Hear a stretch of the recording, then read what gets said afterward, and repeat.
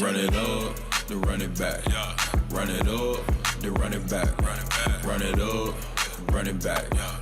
Run it up, then run it back. Yeah, yeah. Who are we missing on the intro? Luca? Is that the only person that's missing? I feel like we could change it up. All right, fine. Welcome, Run It Back, FanDuel TV on a Thursday morning, and we have lots to talk about. My name's Michelle, Chandler P, Lou Will, Charania coming to us from Chicago. There he is.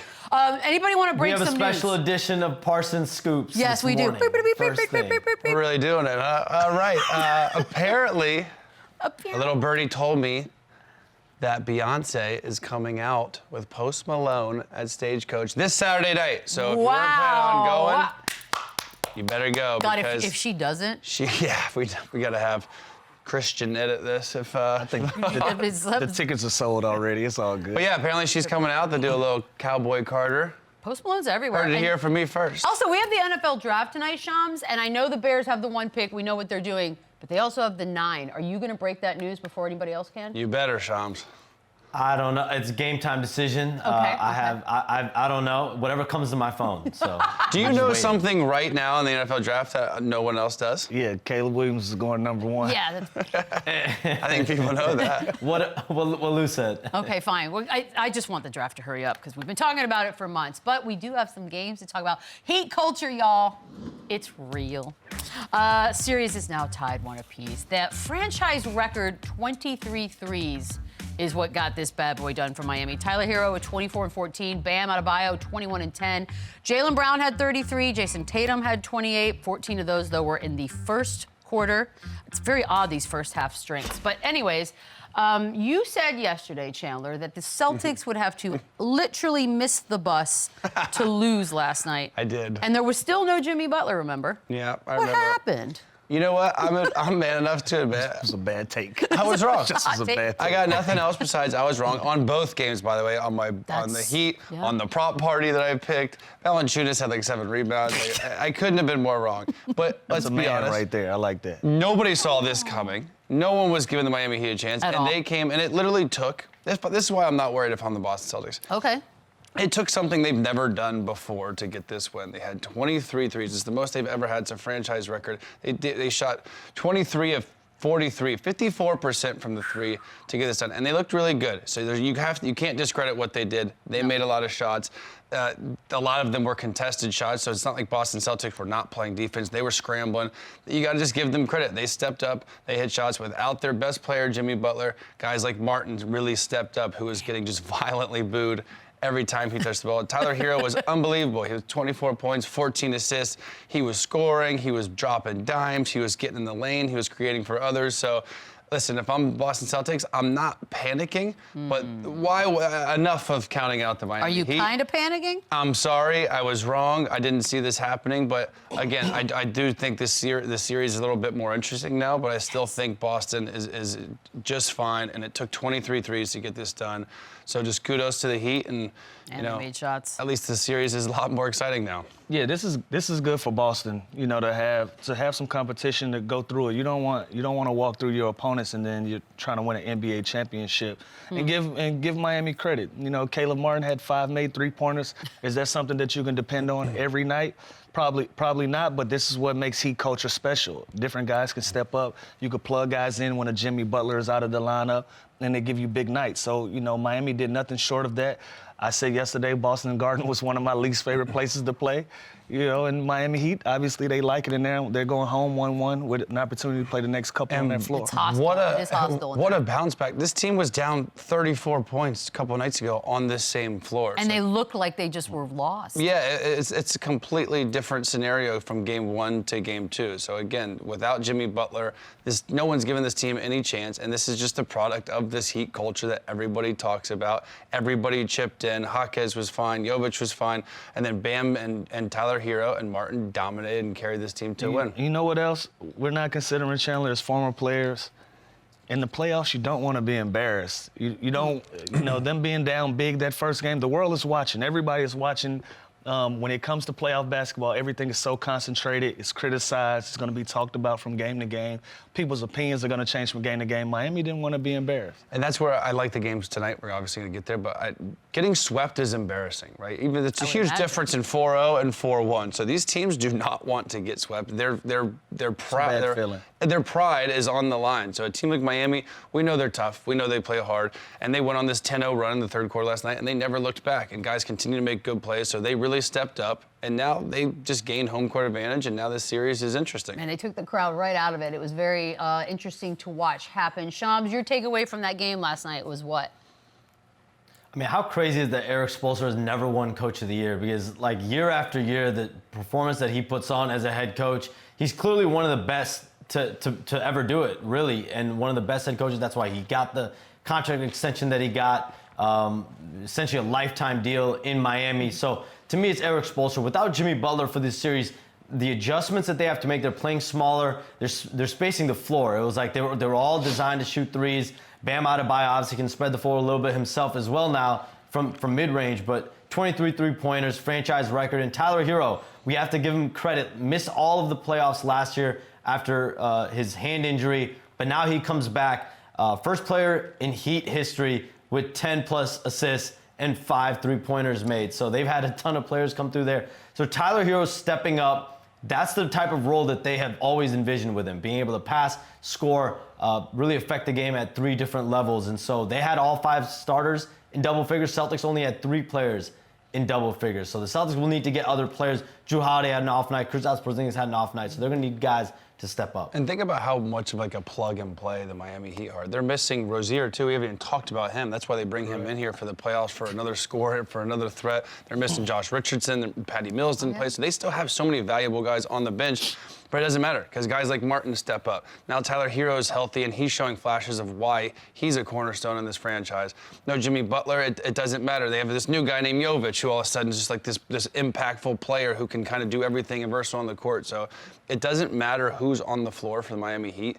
The way that they play and the way that they're coached, they always have a chance to win. And if it doesn't matter who's on the floor, I think that hurts Eric Spoelstra's opportunity to win Coach of the Year. When you're talking about a plug-and-play team, you're talking about a collective. You're talking about Heat culture. You're not talking about individual accolades or anything like that. This is a system that you can plug guys in. I think that harms them when it comes to individual accolades. And if this team were fully healthy all season long, there's no way in hell they'd be the 8th seed. You know what I mean? So no like chance. When you're an 8th seed, you can't get Coach of the Year votes, right? So this is a team that's always good in the postseason, but if they get a top, it is crazy still that he hasn't been coached. It's kind of crazy that he never has. Yeah, like it's one thing to maybe he doesn't get it repeatedly because we all have fatigue. Maybe but with the big 3 years, he was deserving of one during those years. 100%. yeah, that's interesting to me. And now we probably just assume he's one of the best, and we don't think about him as an award winner. But He's getting paid like one of the best, though. good for him. And he is one of the best. And Jimmy Butler, also one of my favorites. Never, ever disappoints. Trolled the Celtics immediately after this one.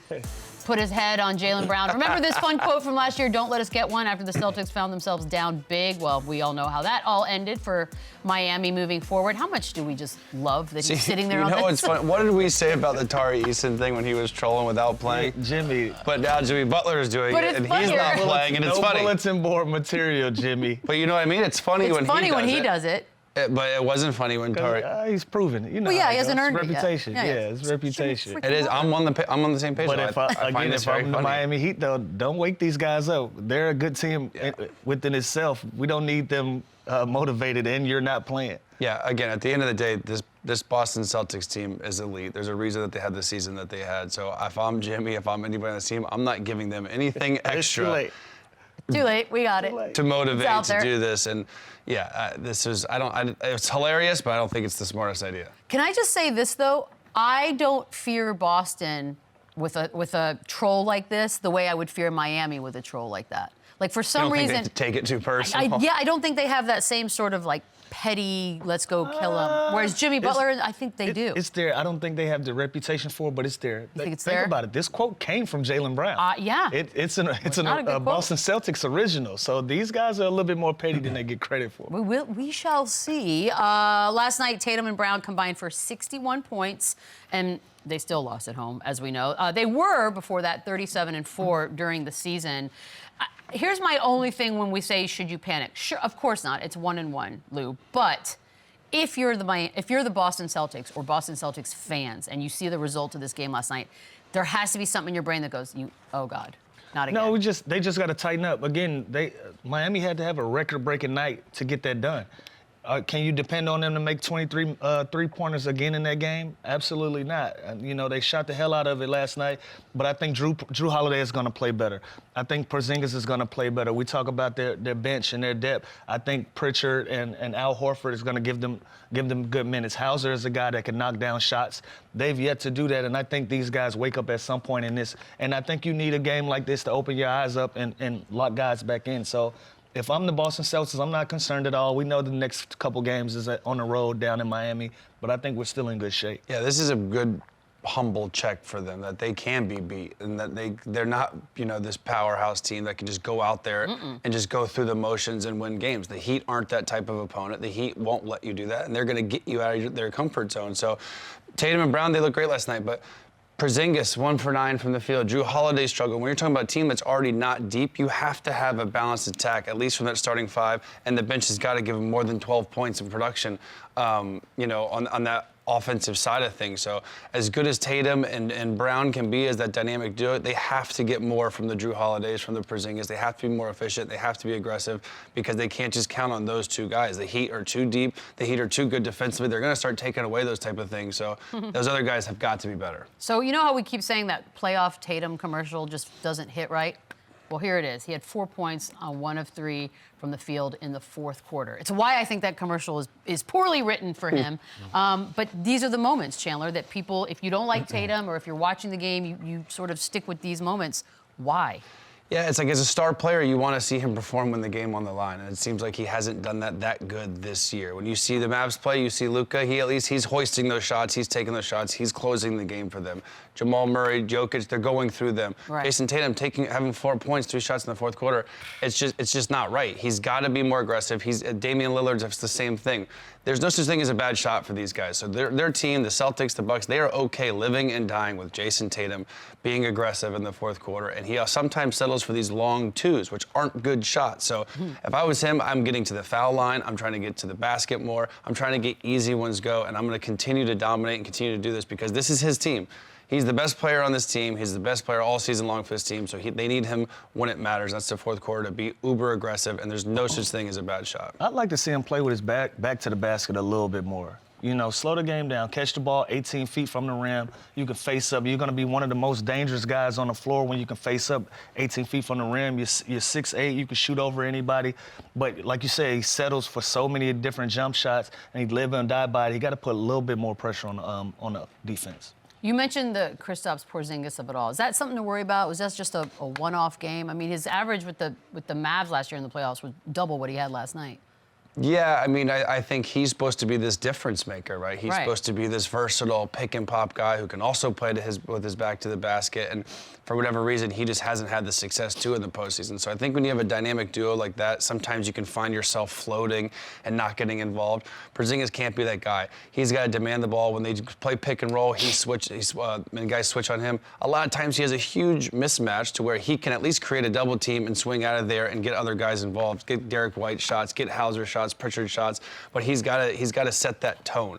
And sometimes he just floats, and sometimes he just kind of is very passive, and he can't be that. He is their third best scorer. He's got to be the difference maker offensively in this series because he presents a lot of challenges for the defense with his height and his size and his versatility. So going 1 for 9 is tough. I don't think that's going to happen often, but the fact that he only has 6 points, he's not getting to the free throw line more, and with all these mismatches, he's got to be more aggressive because they need him. It can't just be those two.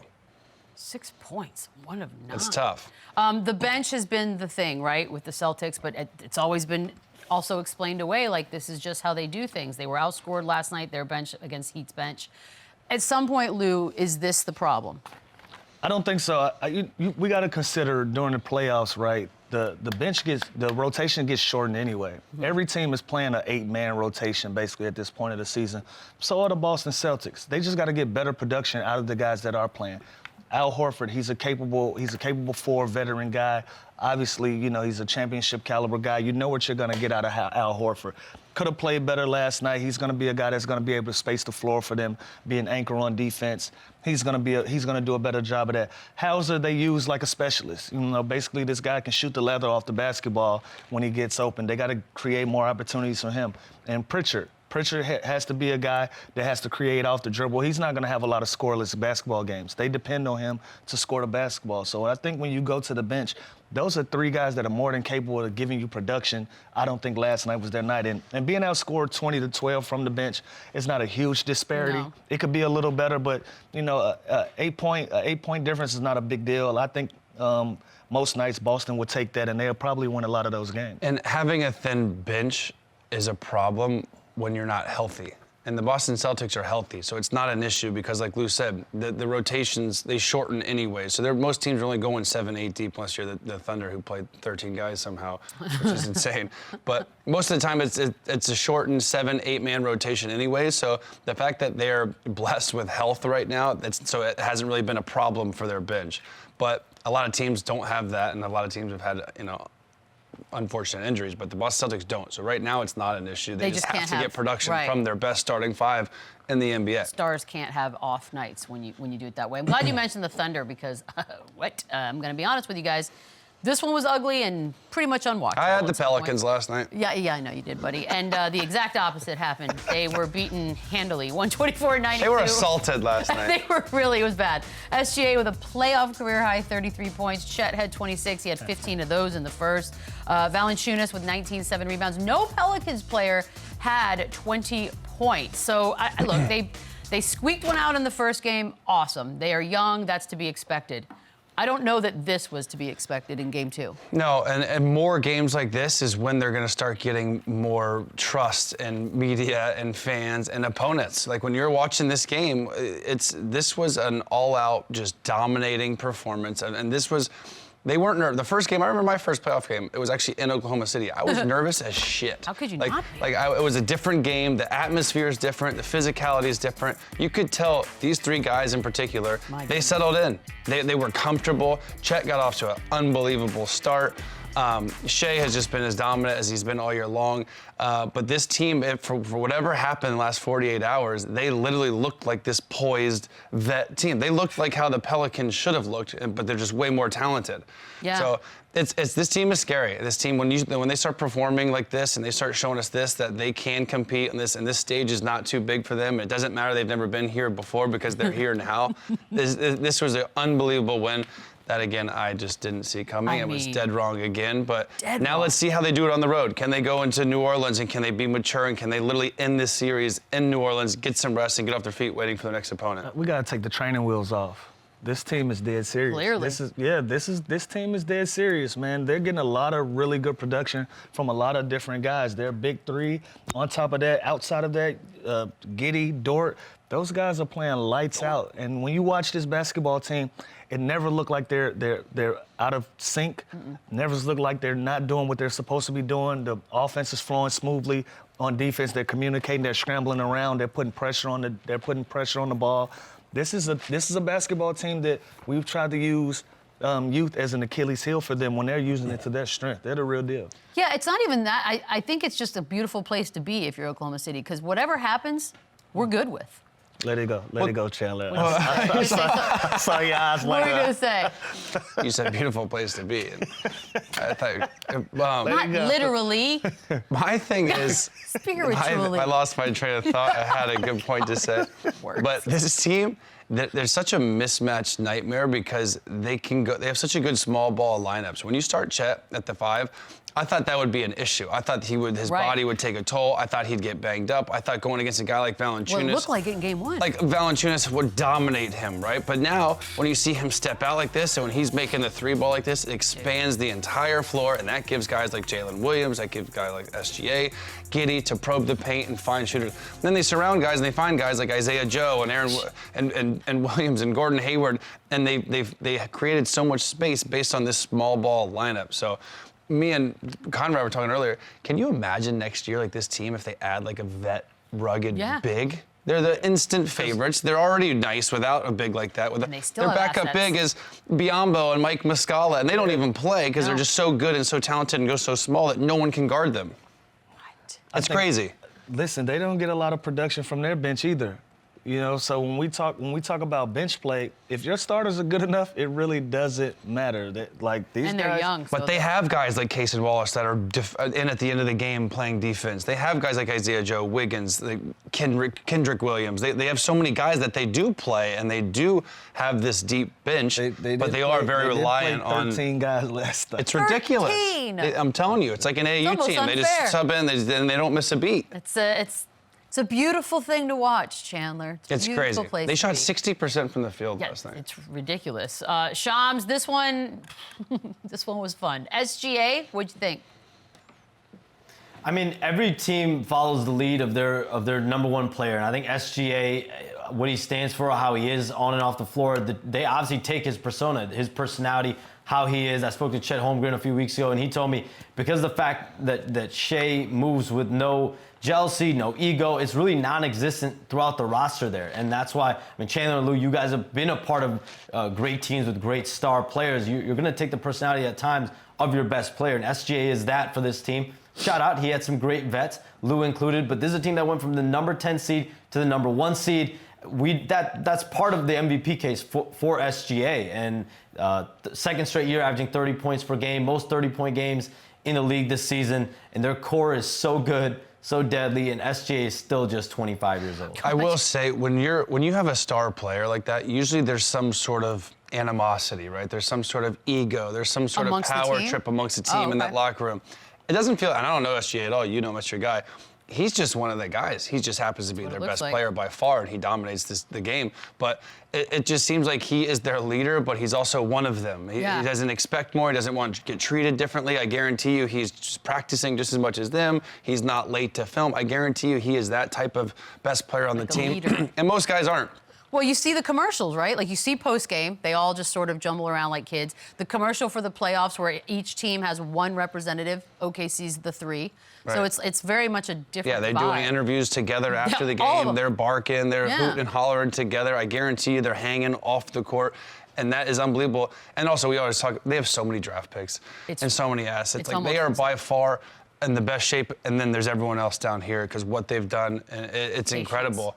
But yeah, having him as your leader, as just a humble, genuine dude, really is nuts. You know what? I love the fact that he's SGA now. Because when we were teammates, he didn't have a nickname. The nickname wasn't. He was just That's Shea. how you know you're the guy. Shea. Yeah, he was just Shea, and anything and everything that was asked of Shea, he did it with a smile on his face, and he had a great attitude about it. And he was always willing to work. He was always willing to learn and listen, and it's paying off for him. And now that he's in a leadership position, it's easy for that to translate over to him being the lead guy on a team because he's always been a great follower. Anytime you're a great follower and you're put in a position to lead, you know what it takes for guys to follow your lead, and he's been able to accomplish that. He's also just so mature. He hits a big shot. He's telling his kids, telling his teammates to relax. Exactly. He's telling him to relax. In interviews, he's just so humble and graceful the way he carries himself. It really is crazy what he's done and how he carries himself on the court. He is a leader at 25 years old. It is very impressive. They're in a good place. I know it'd be funny if they swept the Pelicans. He's like, and that's why I'm your MVP. Just calmly said it. Yeah, like, but think about it. Have you ever seen him like bitch at the ref? You ever see him like overreact? You ever see? He is just the same. He is cold-blooded. Honestly, he's an even kill type of kid, and I'm thrilled just to see who he's turned into. He may get my MVP vote all of a sudden. Had mine. You don't have one. But if you did. Okay, let's move to the Pelicans here because now they find themselves in a 2-zip hole. I don't know, Lou. Other than Zion's not available, where else do we? I think that's what it is.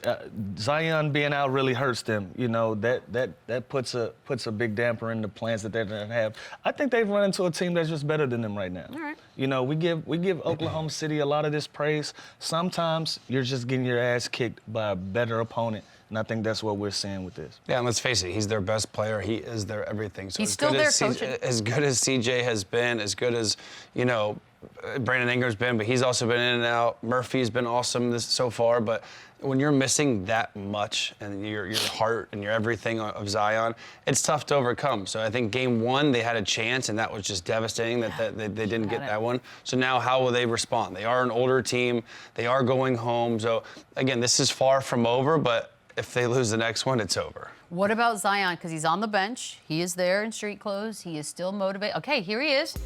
Why isn't this working? Yeah, I think they'd rather have him dunking and running the lane than telling Herb Jones to help more on defense. This is great. I'm glad that he's involved. It's kind of showing his level of maturity and how he wants to win. Why are you laughing, Lou? Are you laughing at Brandon They need Ingram? him on the court, not doing that. Yeah, I've always been the guy that's hated the animated player that's not playing, that got a lot False to say. hustle. Yeah, it's like, bro, Bruh. go get your hamstring together. I ain't trying to hear this shit. Hit the training room and get on the court. That's completely fair. So all of that being said, he's obviously still in street clothes, Shams. Any chance we see him in this? Zion Williamson's hopeful. He spoke the other day. He said he's hopeful that as the playoffs go on, potentially he could make a return at some point. I mean, realistically, from my sense, is the Pelicans would have to get out of the first round to open up his window for a return. So, can they get to the second round against the Thunder? We'll see. But hamstrings are tricky. You guys have dealt with it. You guys know about it. And last year, Zion Williamson missed several months with a hamstring injury. So these lower body injuries aren't things that just heal overnight or in a span of 1 to 2 weeks. So Zion Williamson, the Pelicans, they would have to get out of the first round, at least right now, to really open up his window. That's not looking good. See you next year. He needs collagen supplements. I healed much quicker than normal because of collagen. Totally. I'm Aaron Rodgers today. I'm a doctor that reads the internet, but I can tell you by my own. Best moment of the night, and it's not close, has to be this. Dun, dun, dun, dun, for No, he didn't. $20,000. Oh, no, he didn't. Good for him. Look at all the hair bands he can buy with $20,000. I love that for him. That is awesome. I like when they pick people that have a chance to make it. I've seen What does that 80-year-old mean? women that throw it and it goes 6 feet. How I'm like, dare he's gonna, there's no chance that goes in. Yeah, well, I've seen 17-year-old boys that look like they've never shot a basketball. That's what I'm saying. It's I like this. brutal. At least this guy can get it there and have a chance. That was like a shot. Yeah, that guy played high school basketball for sure. Okay, well, I don't know if we haven't confirmed that, but that was the highlight of the game for most of us. Yes, we are. We are all happy with that. Shams, you're up next. It's the scoops time. Bulls making changes. What's going on in Chicago?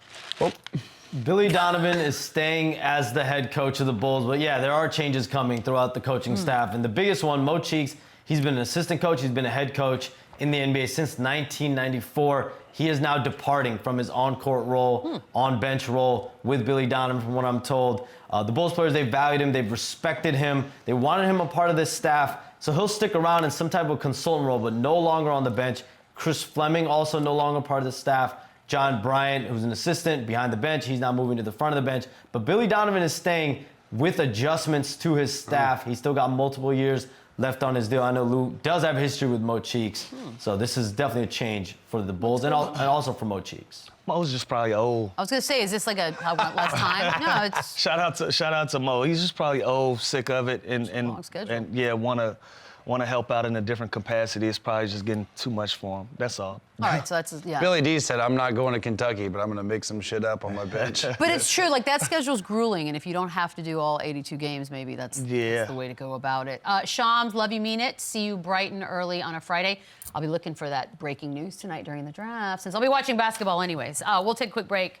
You Buyin That is next. And are the Celtics the most overrated team in the league when Run It Back returns? Run it back, run it up, run it back, run it up, run it back, run it up, run it back, run it up. Now, these are probably some of my faves. On the big podcast with Shaq, Shaq said that the Celtics, Shaq said it, are the most overrated team in the NBA. Chandler, are you buying that? It's tough after the loss last night. It's tough, but if they don't win the championship this year, yes. They're not going to, so then yes? So then, yeah. Fine. Okay, then We're there gonna we go. jump to that conclusion. Yes, this team is way too talented. All year long, we've been saying this is their year. They're a year better. They're a year older. They have the best duo. The Mazzulla, I think the jury's still out of whether he's the right guy for this team, but This team is very talented. It's arguably the best starting 5 in the entire NBA. So yes, I think they are. But if they win the championship this year, then no. Doesn't even make sense. But if they don't win it this year after this regular season, have they dominated the Eastern Conference? Then yeah, I could see that. It is interesting that Shaq's touching on the same thing that a lot of us feel about the Celtics team. Like there's just something not there. And that's really all this boils from. I guess you're right. He said this before the loss last night, too. I know. There's something missing. Lou, Stan Van Gundy said that Luka Doncic is the greatest offensive player in NBA history. Are you buying that? Not buying it. Cappuccino? not buying it. And no slight to Luka. I think once it's said and done, he's going to do above and beyond to deserve this accolade at this point. Like John Sally just said on the show, we got to allow some of these guys to finish their body of work. I agree with that. You know, if Luka has the greatest years ever and then wake up next year and he's never the same player again, and we're having these of all time conversations. Look at him. Yeah, it doesn't seem like that's the guy, but yeah, like I know a guy named Michelle? Kobe Bryant. His scoring has led him to 5 championships. We haven't seen that caliber of scoring on the offensive end for Luka for that to translate. Even in Allen Iverson. Allen Iverson's one of the top scorers ever, was able to lead a team, to the finals. We haven't seen even that out of Luka. So it's some guys that we still would put. It's a lot to do. Yeah, it's a lot to do. It can be done, but it's a lot to do. Yeah, so not buying. Is he an insane scorer? Can he do everything on the floor? Yeah, does silly things. Lou and our friend of the show, John, will you stop looking at him? He's not changing. I mean, it's just funny. I don't know. Still him. Let him get an MVP. Let him win a championship. Let him play. I think we get caught up in the moment because he'll hit some of these freak shots in a game, and you're like, oh. Also, I think Cuban started this whole thing saying he's better than Dirk and doing this. It's all this petition that he should win. And it's like, just stop. I don't like the better than Dirk I stuff. always start from the beginning. If we're all out on the playground, and Stan Van Gundy has the first pick, and Kobe is standing there, Allen Iverson is standing there, and Luka, and the T-Macs of the world, and the LeBrons of the world, and the Carmelo Anthonys of the world, is Luka gonna be Stan Van Gundy's first pick? I highly doubt it. Michael Jordan. What am I saying? Yeah. Lou, we lost Lou. Yeah. We lost You just Lou. went rogue. I went down a rabbit hole because, come on, Stan. No, I'm you just not got buying mad. it. Yeah, I was like, what? I like when we have topics that can do that to you. Anthony Davis, Chandler, this one's for you, said that he's the best defensive player in the league, but he'll never win Defensive Player of the Year because, quote, the league doesn't like me. Come on now. You buying that? No, that is Tom Petty. That is silly. He is one of the best defensive players in the league, and he does alter shots. He's always up there in block shots and offensive rebounds and things like that. So he does alter the game, and it might not show up on the stat sheet. And there's also doesn't help him that he's got guys like Gobert and Wemby that are absolutely insane defenders, but Anthony Davis is a talented defender. I don't think this is anything personal. Who I don't doesn't think like this. him? Yeah, I Where's he think getting people that? actually really like him. I just think he gets hurt a lot. I think they root for him. Yeah, I think every year. they want to see him healthy. They want to see him shining in the postseason. But no, I agree with him that he is one of the best defensive players. But I don't agree with that people don't like him. So he's not. Who doesn't like him? I don't know. I love He's it. getting it. We don't have a vote. I don't I think that to be people his get reputation. let down sometimes because they like him and think he's so great that when he He's doesn't so happen, good that when he's hurt for something new, it just pisses you off That's what that it he's is. not playing because he was out with a hamstring and now his shoulder hurts. And his back. That's the one. But we can give you a list of people that people don't like, and he's not on that's it. coming up next. Yeah, that'll be in the next segment. Lou, this next one, I was wondering when we get to it. The last 2-minute report from Monday's Knicks-Sixers game, it detailed a whole bunch. It detailed a whole bunch of missed calls. It's not going to change anything. Just pisses everybody off even more. So I ask you, are you buying that the league should just get rid of this report? No, I'm not buying it. I think it should stay. And the only reason I think it should stay, we're never going to get into a place where everybody is going to be happy with the results of the game. There's going to be Knicks fans. There's going to be Sixers fans. That was a big one. It's people that are elated that they missed calls. It's people that are going to be highly pissed off that those same calls were missed. You're never going to get it right. I do like the transparency that the fans can at least have closure and knowing that they were right or they were wrong. No, it feels Keep the worse. 2-minute report. I don't like the fact that we're putting the referees in a place where they're part of the storylines now. So I like the fact that we can just leave it at the 2-minute report, but we shouldn't publicize fines. We shouldn't publicize whether they get taken off of games or not, because they do have disciplinary actions that come with some of the bad calls. Obviously, the fans don't know that, but why shouldn't we publicize that? Because let's say you're a Sixers fan in this particular case, you're pissed. See, I disagree. Like, I think tell me. When Draymond Green gets a tech and gets fined, we all hear about it. Yeah, we know about it. We guess. Why can't Mark Davis? Why don't we rub his nose in it when he misses a game? I think you open the door to create personalities. You create the door to create a Mark Davis personality where now he's standing in front of the camera where he has to explain himself. And with that, he takes that on the floor. Now you're part of the story. You're part of the storyline. And with that, you create an environment where now the referees are a part of the game. They're just as big as the players. That actually makes sense. They're just as big as the game. And so when you open the door for that, some of those personalities aren't built for it. You don't put Tony Brothers in front of the camera. Oh, please put Tony Brothers in front of the camera. You know what's crazy? You don't do it because we love Tony, and you learn to love Tony when you work side by side with him. But if you're a fan and he comes off as a little obnoxious or something, it's not a good look.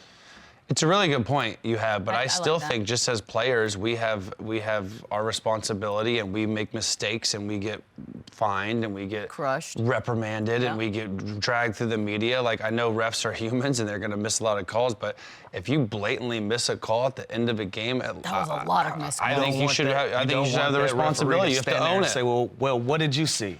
And now you open up the Pandora box for just bad refereeing. Now they're trying to get it perfect. They're worried about. And these things are bang plays. Like, it is it's the worst job ever. It really is, because we're watching it in slow motion. If you've never tried to referee. Oh, it sucks. We referee scrimmages all the time for our kids, and I'm not calling anything. Oh, let them play. They could be bleeding. I'm gonna be like, they hate it. I didn't see anything. You're good to go. But I think in this particular case, though, because it's a playoff game, it was heated, it was a crazy ending. I almost feel like you figure out your findings, and then maybe you just be like, we don't have. But also, did they just get to go and ref another playoff game tonight? All three of us watched that game. Yeah. We didn't see any of those fouls that were reported.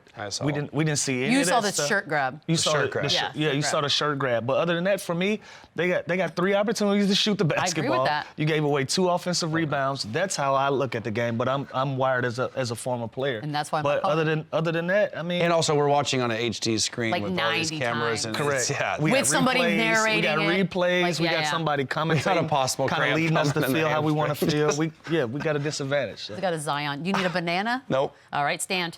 How about you stand while I read the next one? Okay. Tyrese Maxey, first player to be named most improved after averaging 20 points the previous season. It's a weird one for me. Are you buying that maybe somebody other than he should have been awarded this one? I mean, I think usually this award goes to someone that basically didn't play a lot or had a bad year to then, okay, it's like a 10-point difference. I like that we're rewarding an all-star that went from good to really good. And there's a lot of other guys that were deserving of this award, and like, Kobe White, someone like that who, again, didn't play or had his kind of up and down year to now having a really good year and a really good play-in tournament, you know what I mean? Like, that to me, a Kuminga who's now went from like he could be really good to, okay, now this guy's an actual cornerstone, franchise piece.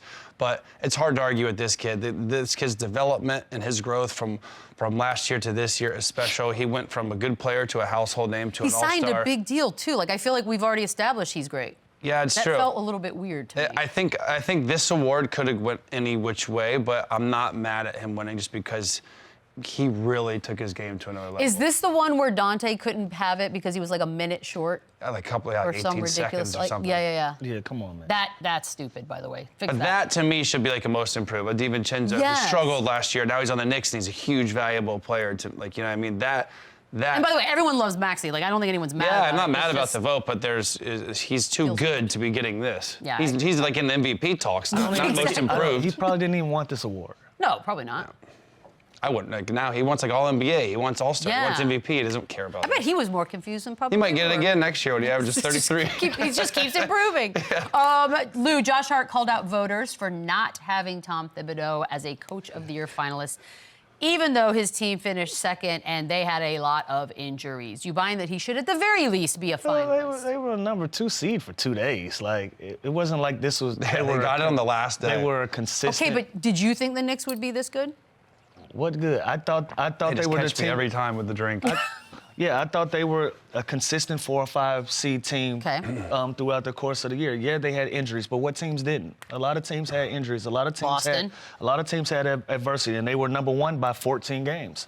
right? So everybody else, other than that, Cleveland had injuries. You took the spot from Cleveland. You understand what I'm saying? So other teams had this, But not one vote. This is the first time I've heard a player go to bat for Thibodeau. Other than that, the only thing we've ever heard about Coach Thibodeau is he practices too much. He runs players in the ground. Tapes for shoot-arounds. Tapes for shoot-arounds. And then all of this They information. have a word for players that complain about All that. of this information is coming from players. We aren't making this up. So this is the first time that I've heard a guy go to bat for Tibbs. And shout out to Josh Hart for doing that for his coach. So I think that comes down to reputation. But let me ask, did you guys play better consistently than a Minnesota Timberwolves team? No. Did you guys play more consistently and better at the helm of a Dagnott than an OKC team? Absolutely not. Nailed the name. Did you say that right? Yeah, I did. My point. I did. We're not gonna say why. He got the 2 seed. The Knicks got the 2 seed literally on the last day, and as consistent as they were, as big of a star as Jalen Brunson is, no one thought that the Minnesota Timberwolves would do what they did, more so than the Knicks. Same with the Thunder. So I could argue Orlando Magic. Like they did a lot. You would always argue. I'm saying they did a lot better than I thought than the Knicks. I think in my eyes, with that team and that roster, Jamal Mosley. I think there's a lot of great coaches this year. Tibbs is one of them, but again, Tibbs is also, one Jalen Brunson injury away from getting fired because he played him too much. So, you can't have it both ways. I think it adds, too, to the whole Knicks, us against the world. Brunson doesn't get respect. Are you they Knicks don't or get Spurs? Respect. Oh, I'm Spurs, but for the sake of these playoffs. Because the playoffs, she's been Knicks, all Knicks, over Knicks, the Knicks. My household is currently half. Wemby in like 3 days. Guys, Wemby's on vacation. Preparing for the Olympics. And Chet's having 25 and 15. And By the way, that crossed my mind last night when I watched Chet hit like, a 3, "God and I damn." was like, I bet Wemby's so mad right now. It's coming, kid. It's coming. KD says playing in OKC with Russ and Harden, was his favorite era of his career, Chandler. This is where you start reminiscing and romances. Look at that. Look at Derek Fisher. That is something else. Yeah. I could stare at this picture all day. Yeah, I mean, I get it, because that's it's the start, right? These are all his boys. This is where they came into the league. This is where they really made a name for themselves. I understand that. I would think it would be Golden State winning a championship, but also that was kind of the easy route. He also got crushed for that. And he got just shit on for that. But I'm buying this, because again, some of your favorite years, my favorite years were in Houston. It wasn't the best team. It wasn't that's the start. That's the beginning. The camaraderie in the locker room that he had with that team, and it was probably special to him, and it probably meant more than choosing the Warriors and going and taking that free agency route to basically build a championship. What could have been pictured? Definitely, and it wasn't Brooklyn, been. and it damn sure isn't Phoenix. So yeah, it has to be Oklahoma City. Because this is something that they built from ground up. Yeah. You can look It's happened back. organically. Yeah, OKC's been trying to do it this way this whole time. Absolutely, and you can reminisce and you can look back and say, damn, James Harden was really the 6th man of the year. He was the 6th man on his basketball team. And we had a couple opportunities to try to win a championship. How much more jacked Fisher is than Westbrook. He's so jacked compared to everyone. All 3 of them look tiny compared to him. It's like we've never seen him before. They look like babies. Just babies. But yeah, I'm buying it. I like makes that one total too. sense. Yeah, first jobs that are happy experiences, I feel like are nice. Jamal Murray said he and Jokic are undoubtedly the best duo in the NBA. I'm buying. All right. That was easy. Listen, he who wears the crown makes the rules. And when you're the champion, it's hard to argue when you say things like this. And it was on the hem of both of these guys. I'm 1,000% buying it. Yeah, I wouldn't want to debate this the other way. They're the champs. They're dominant. They're the best team in the Western Conference. I mean, how do we define best duo? Are they the most talented? Are they there's a lot of good duos. Kyrie and Luka are a really good duo. Because KD the and Lakers duos. They've had the most success. You define it based on what can you accomplish with those wins two and guys being your best championships players. and success and MVPs, and these guys are consistently doing that. So I think right now, it's hard. It's weird. Is it weird for him to say it? No, I like it. You don't hear from him often. That's a great point. Yeah. It's like, And I'm pretty sure somebody probably asked him. are you the best duo? I think he just tweeted it last night. That would be awesome if he just unprovoked was like, and I'm thinking, I mean, I guess it depends on how we're defining it, but they have these crazy clutch moments, like we're coming off of one that it's kind of hard And to. That's a funny picture too. And Jokic is the best player in the NBA. Look at them. Yeah. Oh, like buddies. That could be a cop movie. I like it. All right, we're gonna take a quick break. When we come back, Batman has a family. Run it up, then run it back. Run it up, run it back. Run it up, then run it back. Yeah. Very impressive. KCP, Torian Prince. Oh, this was nice, huh? Oh. Case. He is so solid against his old team. That's something. So solid. Mr. like they're Pope, having fun in world Denver. champ Pope. That's what we call him, AT. Is that what you actually call That's what him? you actually call it? Yeah, he's a Georgia Bulldog, ain't he? World champion champ Pope. Pope. He, That doesn't have a nice. That's not ringy. I mean, we don't have a lot. It's not a lot of Does us. that rhyme? World champ Pope. well, this seems unfair, doesn't it? Good God. Sir, that's a rejection if I ever saw yeah, one. that is literally the definition of meeting at the rim. That is insane. Yeah, he's like, my bad. Better luck next time. Mo Wagner, a little behind the back. Really? Oh. Oh! Oh Where'd my it go? dear. First- I never saw this because it was on Snapchat TV. Yeah, it was like But- some channel nobody has. How cool, by the way, to play with your brother. Like the other day, it was like a pass, Wagner to Wagner But what in if the you're mad at your playoffs, and I brother? was like, Like, you can't get away from them. look at this. That's okay. That's fine. This is the dude that got knocked out getting pushed last year to the bench, remember? Remember he pushed him and he just like fell asleep? Redemption. Hartenstein. Oh, most improved player. Not tonight. That's. I mean, Not against Michelle's Knicks. not my. just Like for the Hartenstein playoffs. should be most improved player. I was Someone gonna like say that. there would be an argument there. That's a tough category because like how are we even defining it? The good news is a lot of guys are getting better, I guess. That is great news, Chandler. Way to see the silver lining. Always can count on you. Anthony Edwards The type of journalism we need. with the block. Anthony Edwards. God, he's something else. Is he your favorite player in the NBA? West GA. He's my second. Second? He's my Fair. favorite player in the NBA.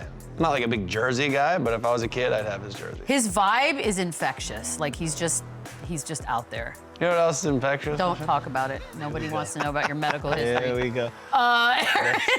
Aaron Wiggins, not Andrew Wiggins. Nope, not Andrew. Oh my, break off. Oh, you know this was nice. Oh no, CJ! My God, that was the longest that man has a family ever. I was like, which part of it are we going to talk about? So many Ball parts. movement. Check out the ball movement.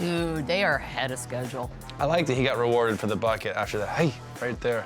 That's fun. That is fun. And by the way, Now that we're crowd having is all fun. in with the white shirt. They're just it's White happening. shirts, the white people. That's what. We're gonna take a quick break. More Run It Back when we come I back. love it. White and black.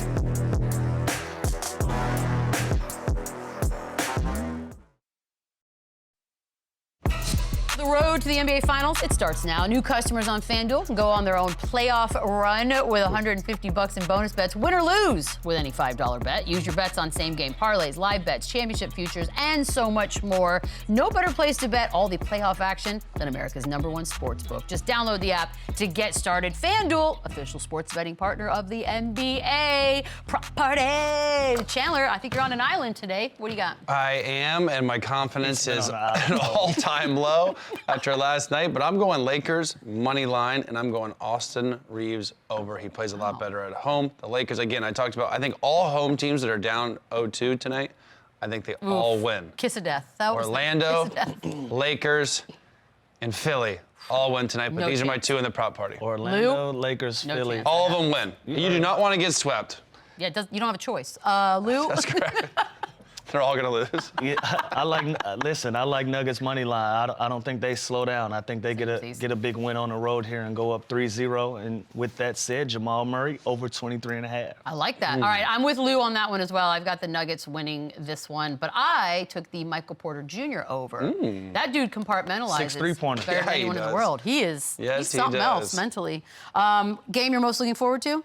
The Orlando Magic, Cleveland Cavaliers. It's Lou? on. Where will you be watching? He doesn't know. I gotta stream it through. We'll be back tomorrow. Manuel quickly Watch on on the show. Instagram. Yeah, I'm gonna watch it y'all on then. TikTok. Run it back, run it up, run it up, run it up.